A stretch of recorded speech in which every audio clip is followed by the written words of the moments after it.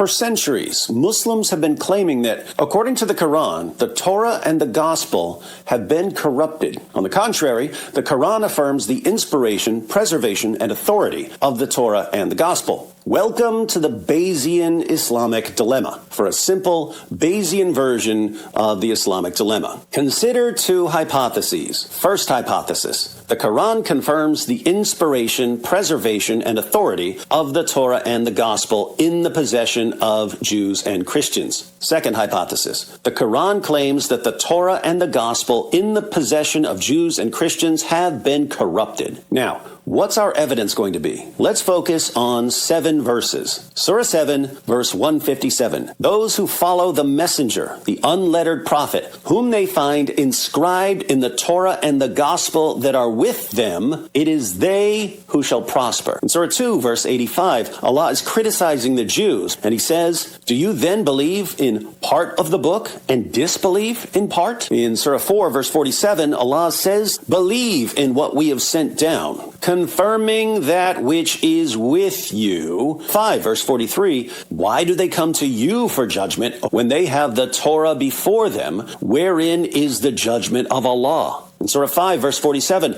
Allah commands Christians, let the people of the gospel judge by what Allah hath revealed therein. In Surah 5, verse 68, Allah tells Muhammad to say, O people of the book, you have no ground to stand upon unless you stand fast by the Torah, the gospel, and all the revelation that has come to you from your Lord. Surah 10, verse 94, Allah says, but if you, Muhammad, are in doubt, ask those who read the book before you. Putting just these 7 verses together, the Quran claims that it's affirming scriptures that are with Jews and Christians. It claims that these scriptures are written down. It claims that Jews and Christians must judge by these scriptures. And it claims that these scriptures are authoritative even for Muhammad. Clearly, the 7 Quran verses we read fit the confirmation hypothesis perfectly, but they make no sense whatsoever if the Dawah hypothesis is true. If the Dawah hypothesis is true,